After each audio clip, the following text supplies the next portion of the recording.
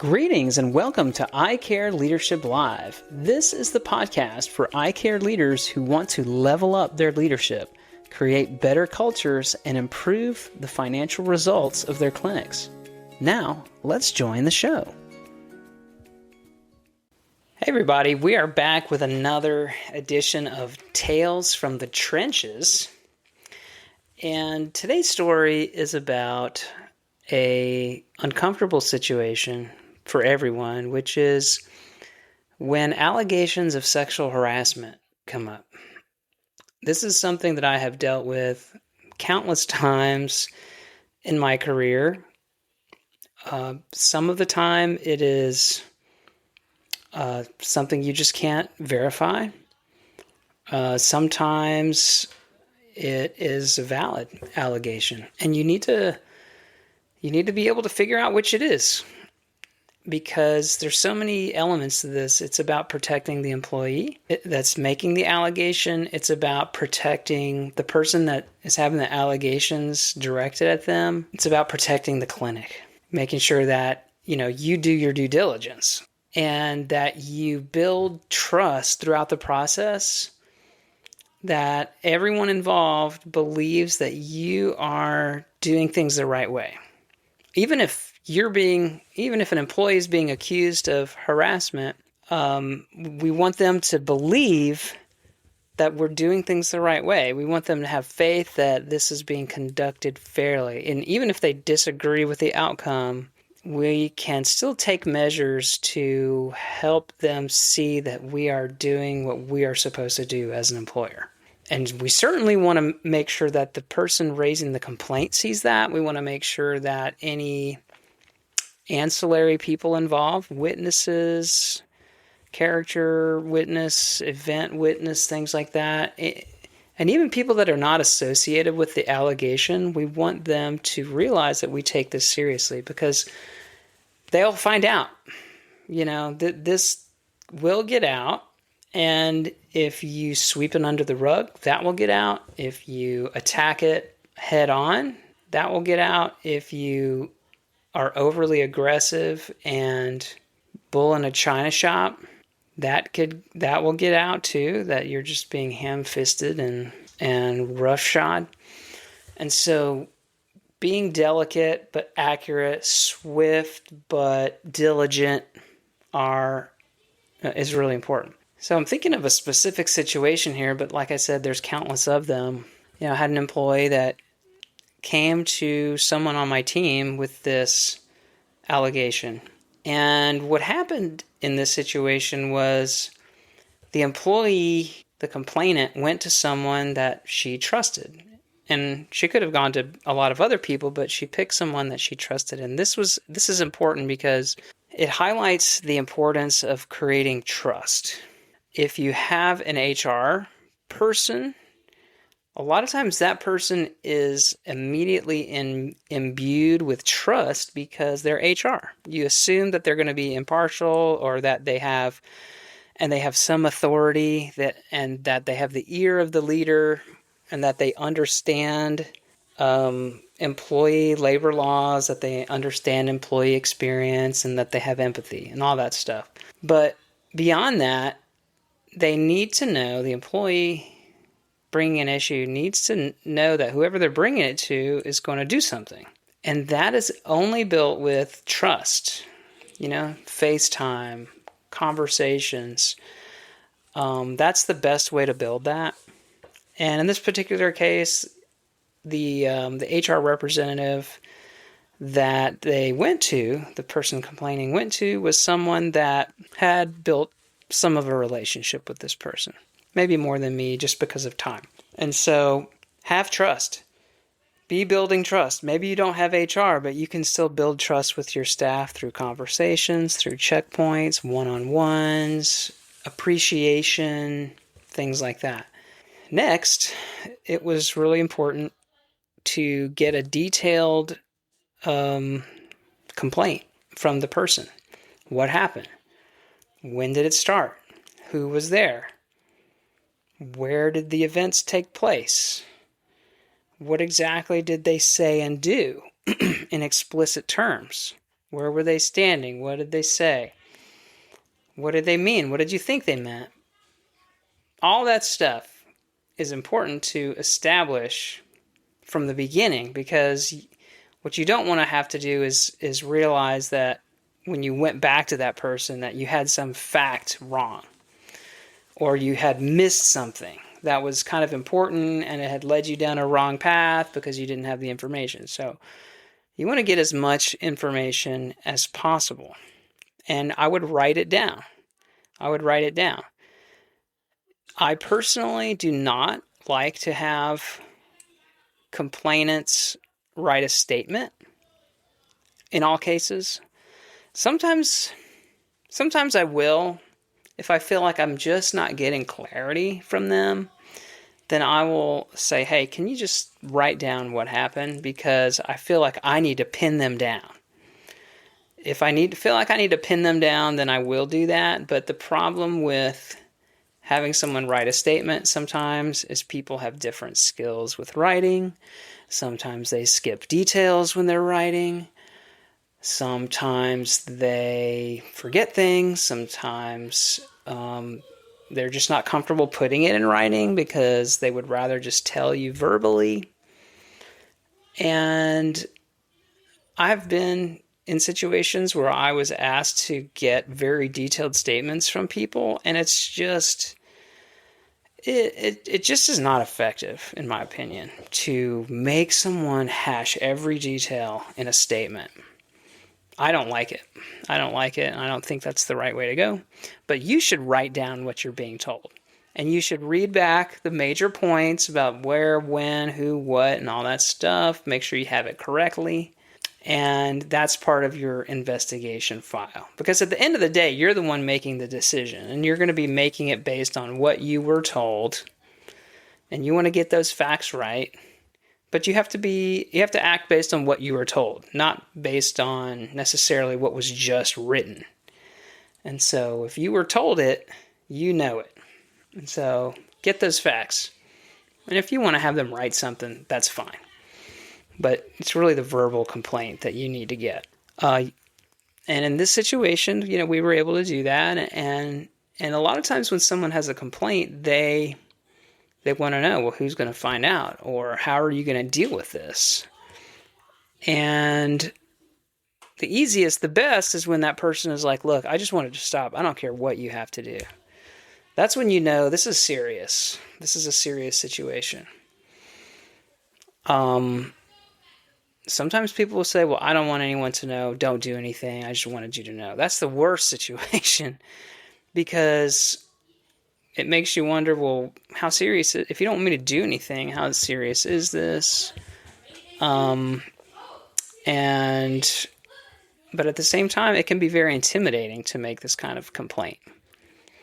And so you have to be sympathetic to that. But at the end of the day, you still have to take action based on things that you know. So in this case, the person was very willing to say, hey, I need you to deal with it. I've tried dealing with it, but I just wasn't able to. From there, you've got to get statements. You've got to get verbal statements from the witnesses and find out what they know.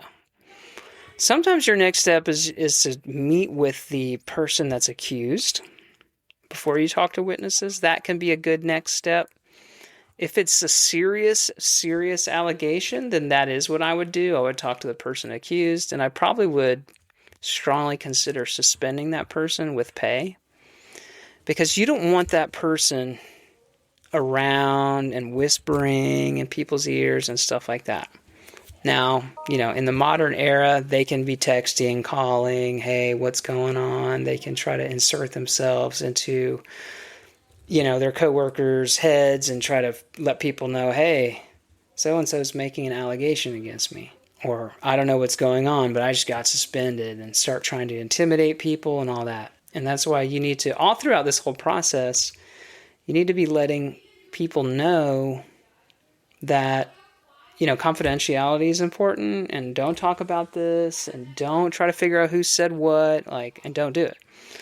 Because the integrity of the process is really important. You're going to talk to witnesses. You're going to find out everything that you can find out and leave no stone unturned, because you never know when a conversation will take you in a certain direction that will help you realize, what really happened. And you never really know 100%, but it's nice to get from 60% sure to 80% sure what happened. That's pretty nice. And sometimes just one conversation can do that for you. In this particular situation, we were fortunate that there were cameras in the business that we could refer to, and we were able to see some behavior that was really concerning, that really lined up with what was being alleged. And in and of itself, it seemed to implicate very clearly, that inappropriate behavior took place. You may not have video evidence. If you can, it's good, but usually you won't. So you're going to have to rely on the things that you're being told. But I can't emphasize enough getting more information, to get clarity. And at the end of the day, you're not going to be 100% sure. But you're going to have to make a decision based on the things that you know.